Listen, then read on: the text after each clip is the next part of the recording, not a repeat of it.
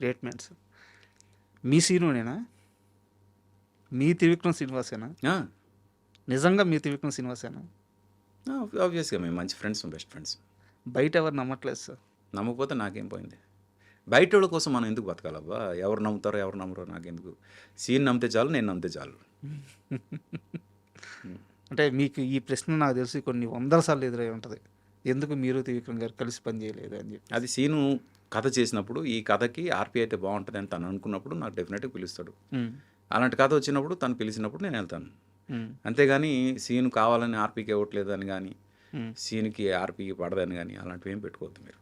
Sir లేదు sir, ఇది బయట చాలా మందికి ఉంది. అందుకని నేను ఒకసారి గట్టిగా అది అందరికి తెలిసేలా చెప్పాలని అంత రిపీటెడ్గా అడిగాను. ఏం పర్లేదు.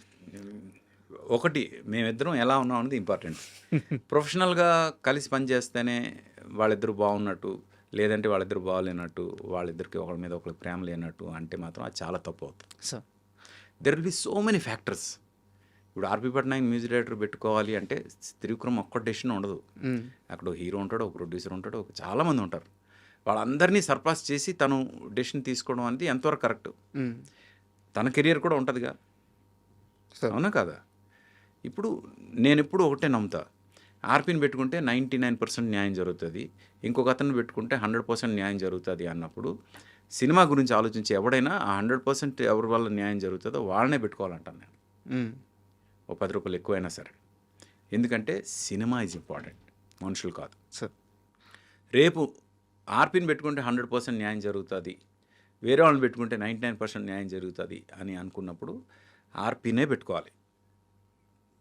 ఎందుకంటే ఆర్పీ వల్ల 100% న్యాయం జరుగుతుంది. అక్కడ సినిమా ఇంపార్టెంట్, మనిషి కాదు. ఈ ఒక్క సీక్రెట్ నేను ఎప్పుడు నమ్ముతాను. కాబట్టి ఇప్పటివరకు నేను ఎప్పుడు కూడా ఎవరి దగ్గరికి వెళ్ళి మీ సినిమాలో నేను మ్యూజిక్ చేస్తానన్న వెళ్ళలేదు సార్. 2002వ సంవత్సరంలో నిద్రపోయారా? తిన్నారా? రెస్ట్ ఉండిందా? మార్నింగ్ 4కి ఇంటికి వెళ్ళి మళ్ళీ 7కి వెనక్కి వచ్చేసి రికార్డింగ్లు చేసేవాళ్ళం. ఏదైనా వర్క్ అంటే నేను ఇన్వాల్వ్ కాని వర్క్ ఏమైనా, టెక్నికల్ వర్క్ ఏమైనా జరుగుతుంటే స్టూడియోలోనే నిద్రపోవడం, ఇలాంటివి కూడా ఉన్నాయి. ఎన్ని సినిమాలు చేస్తారు సార్ ఒక 2002లోనే? అది నాకు నేను లెక్క పెట్టలేదు ఇప్పటివరకు. నేను ఎన్ని సినిమాలు చేశాను నాకు తెలియదు. ఇప్పటివరకు ఏమీ లెక్క పెట్టలేదు. 2002 వికీపీడియా ఓపెన్ చేసి లెక్కేస్తుంటే వస్తూ ఉన్నాయి. ఒక 16-15 వచ్చిన తర్వాత ఇంక లెక్కేసే ఓపిక లేక ఆగిపోయాను నేను. అవునా? ఏమో మరి. అంటే నేను ఫ్రాంక్గా నేను అన్ని హిట్లే. అదే నేను లెక్క పెట్టలేదు ఎప్పుడు. కొన్ని అయితే చాలా ప్రౌడ్ మూమెంట్స్ ఉన్నాయి. మ్యూజిక్ వరల్డ్ అని బంజారా హిల్స్ రోడ్ నెంబర్ 1లో ఉండేది. వాళ్ళు చార్ట్ బస్టర్స్ పెట్టేవాళ్ళు. టాప్ 10 చార్ట్ బస్టర్స్ పెడతారు. క్యాసెట్లు ఎలా సీరియల్ పెడతారు, 1, 2, 3, 4 ఎవ్రీ వీక్ కంపల్సరీ మేము వెళ్ళి చూసేవాళ్ళం. అదొక్కటే మాకు ఆట విడుపు.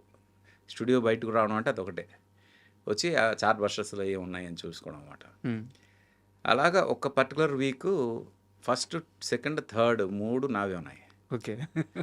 అది ఏ సంవత్సరం ఏ సినిమాలు గుర్తులేదు కానీ, బట్ అది one of the best moments. సంతోషం సినిమా రిలీజ్ అయ్యే ముందు నేను ఈ ఓడి వాడచ్చో లేదో తెలియదు కానీ నాగార్జున గారికి హిట్స్ లేవు. చాలా రోజుల నుంచి హిట్ లేదు నాగార్జున గారికి. సంతోషం మ్యూజికల్ హిట్. అంటే అద్భుతమైన, చాలా సున్నితమైన కథ ఉంటుంది, అద్భుతమైన స్క్రీన్ ప్లే ఉంటుంది, బట్ పాటలు అద్భుతంగా ఉంటాయి. ఆ పాటలు విన్న తర్వాత నాగార్జున గారు మీతో ఏమన్నారు? ఎన్నాళ్ళు ఎక్కడికి వెళ్ళిపోయారు అన్నట్టు ఫస్ట్ క్వశ్చన్ ఆయన అడిగింది. So much to say that I love you song recording అప్పుడు ఆయన స్టూడియోకి వచ్చారు. వచ్చి విని ఎన్నాళ్ళు ఎక్కడికి వెళ్ళిపోయారు మీరు అన్నారు. అదేంటి అప్పటికే మీరు చాలా పెద్ద హిట్. అవును, అంటే మన ఇద్దరం ఎందుకు కలిసి పని చేయలేదనే ఫీలింగ్ వచ్చిందేమో ఆయనకి. ఆ క్వశ్చన్ అడిగారు. దశరథ్ గారితో మిగతా అందరి దర్శకుల కంటే కూడా ఆయన చాలా కొత్తవారైనా సరే ఆర్పీకి చాలా మంచి బాండింగ్ ఉంటుంది అని చెప్తారు. ఎందువల్ల? దశరథ్ నేను ఇండస్ట్రీ రాకముందు నుంచి ఫ్రెండ్స్ సార్. నేను సునీల్ త్రివిక్రమ్ రూమ్మేట్స్ కదా.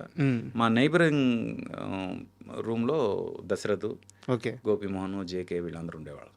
జేకే అంటే కెమెరామెన్. సార్ ఒక సీరియస్ క్వశ్చన్. నీ మ్యూజిక్ వల్ల సినిమాకి మార్కెట్ అవ్వట్లేదు అని ఎవడో ఒక మాట అంటే, ఇన్ని వందల అద్భుతమైన పాటలు ఇచ్చిన ఆర్పి పట్నాయక్ సినిమాలు ఇంక నేను చేయను అని నిర్ణయం తీసుకోవడం ఏంటి? ఇదే ప్రశ్న మా టీఎన్ఆర్ గారు అడిగారు మిమ్మల్ని 8 సంవత్సరాల క్రితం. ఆ రోజు కూడా మీరు సరిగ్గా సమాధానం చెప్పలేదు. నాకు ఈ విషయంలో సరైన సమాధానం కావాలి. టీఎన్ఆర్ గారు బతికున్నప్పుడు ఆ మనిషి బతికున్నారు. ఈరోజు ఆ మనిషి బతికలేరు.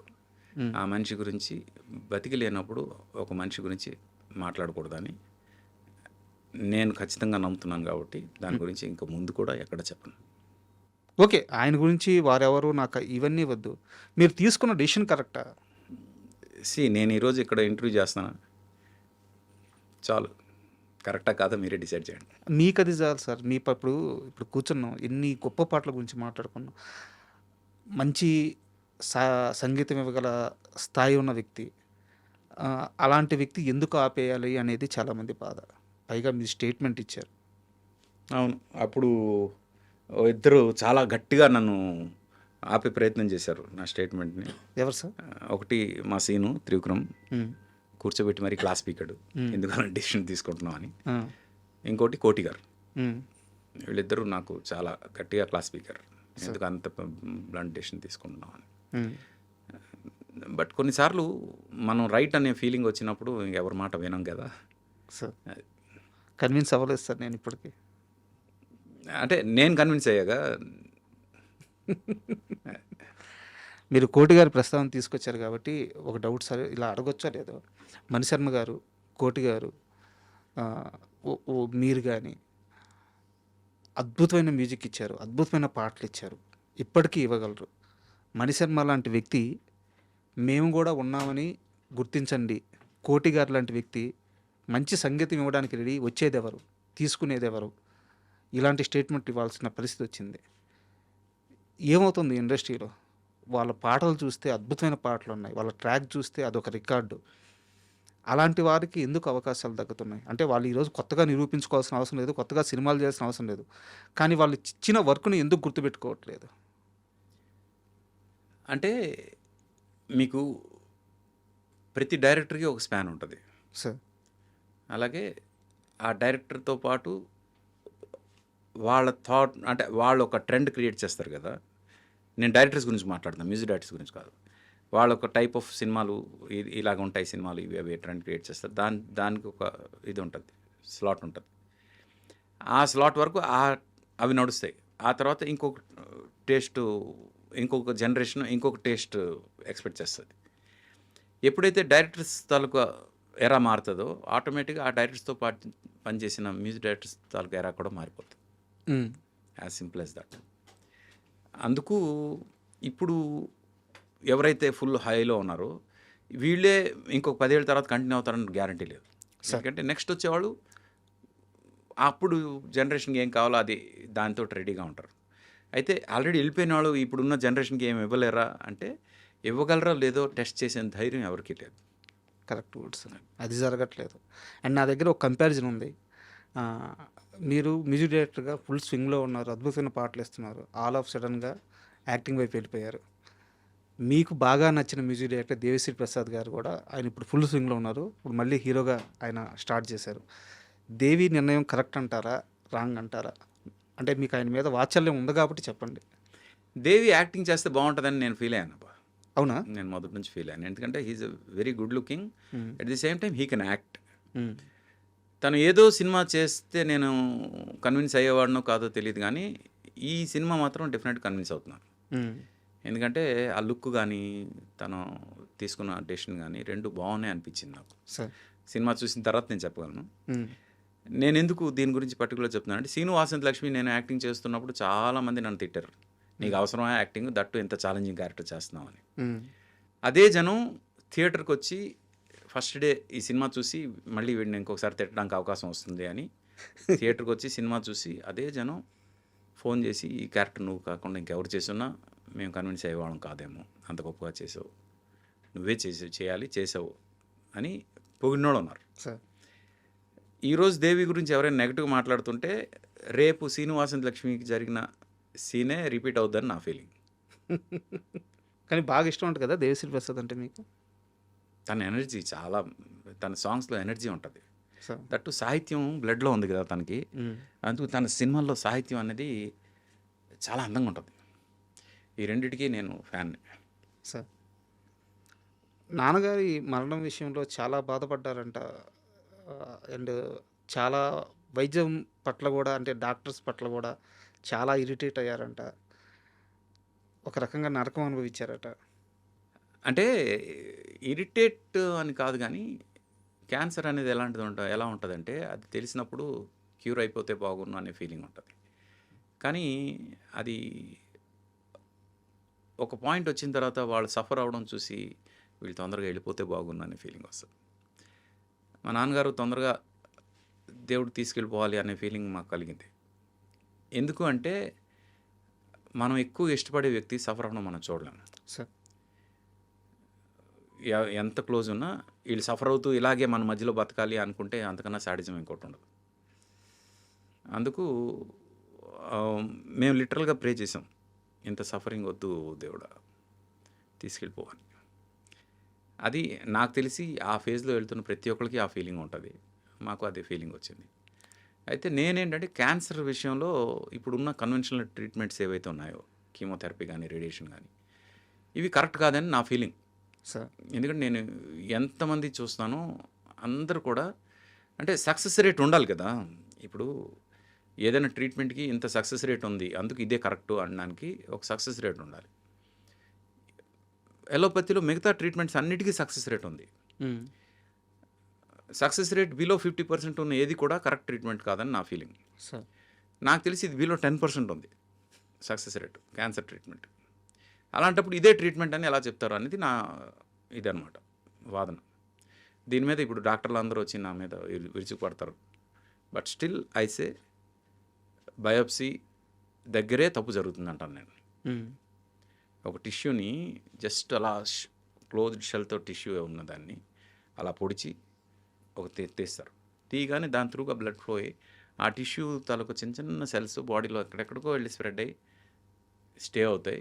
ఏదో ఒక రోజు అవి అక్కడక్కడ మళ్ళీ అక్యుములేట్ అవుతాయని నా ఫీలింగ్. నేను తప్పని డాక్టర్లు వాదిస్తారు.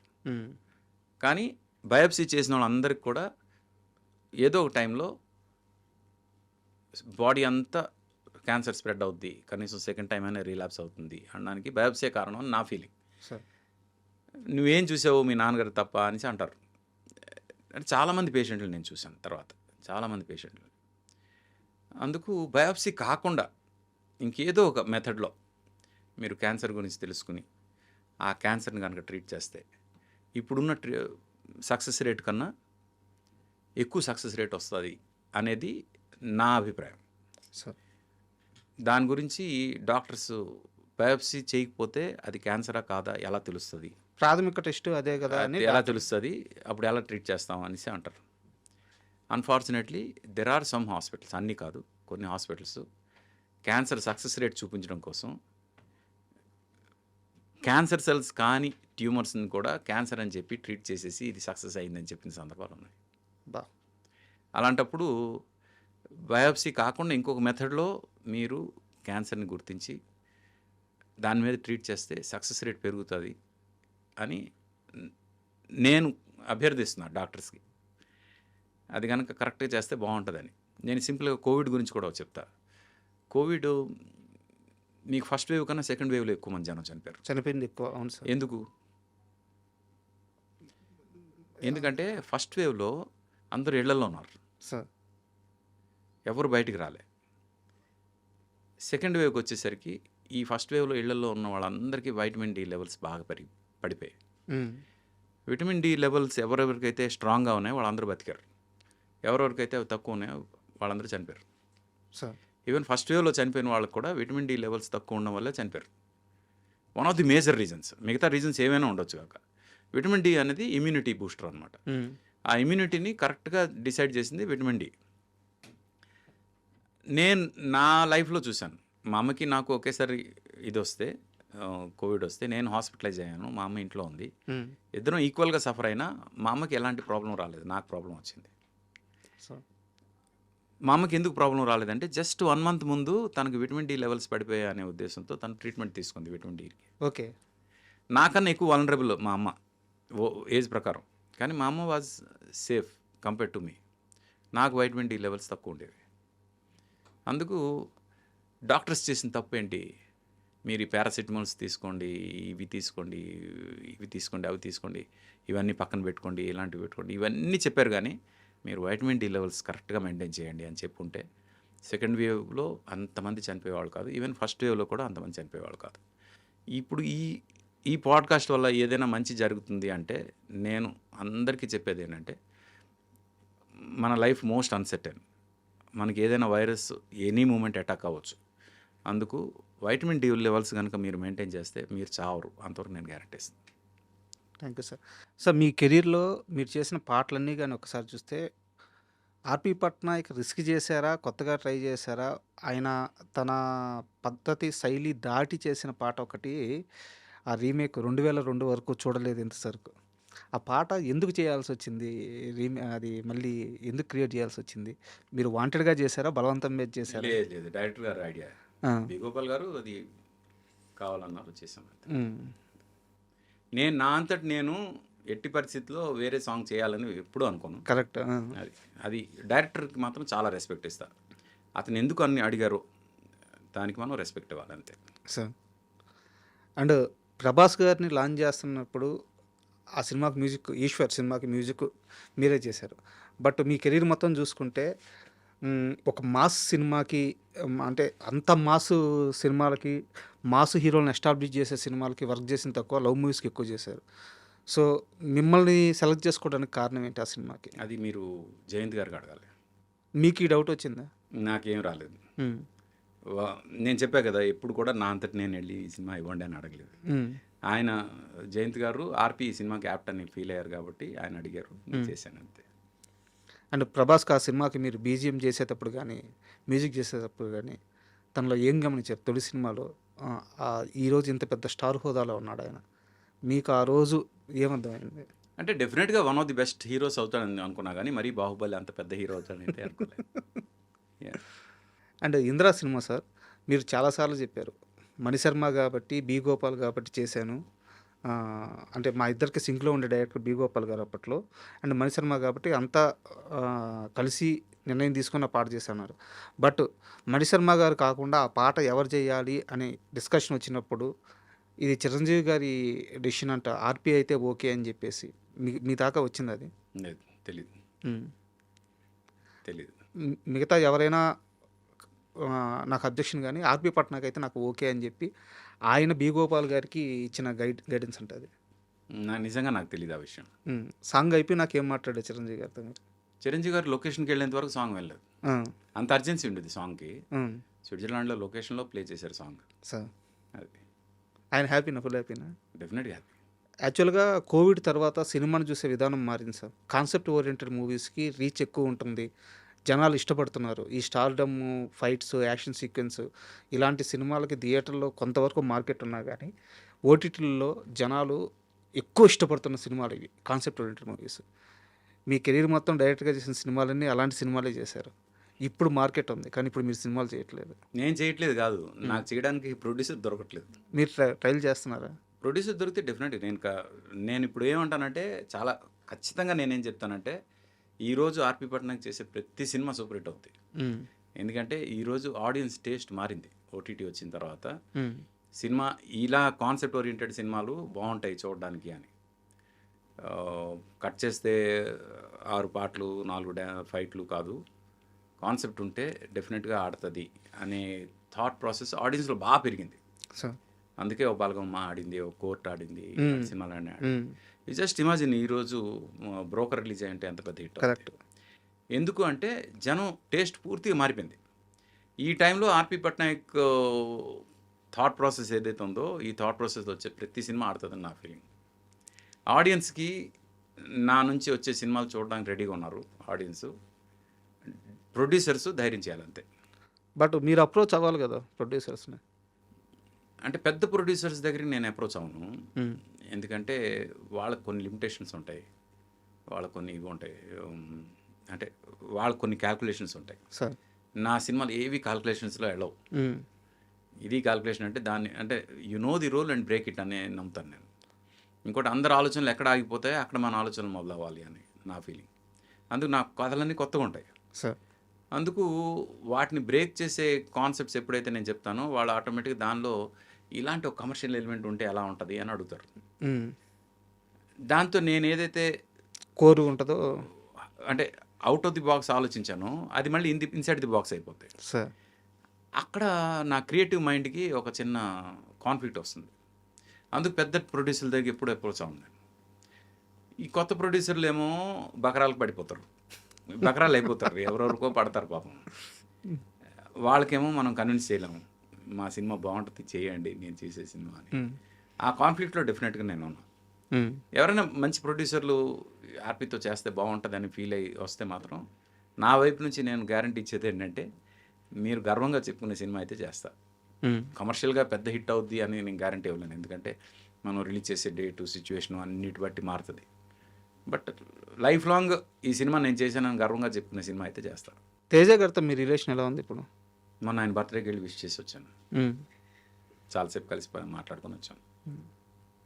ఆయన ఇప్పుడు చేయబోతున్న సినిమా తాలూకా ట్రైలర్ చూపించారు. ఎలా ఉంది ఏంటి వాటి గురించి డిస్కషన్ అయ్యి ఫైన్, ఇంకేం కావాలి. ఇప్పుడు ఆర్పి పట్నాయక్ దేనికి సిద్ధంగా ఉన్నారు? మ్యూజిక్ చేయడానికి సిద్ధంగా ఉన్నారా? డైరెక్షన్ చేయడానికి సిద్ధంగా ఉన్నారా? యాక్టింగ్ చేయడానికి సిద్ధంగా ఉన్నారా? వర్క్ వస్తే చేయడానికి సిద్ధంగా ఉన్నారా? యాక్టింగ్ నాకు ఎవ్రీ వీక్ ఒక ఆఫర్ వస్తుంది.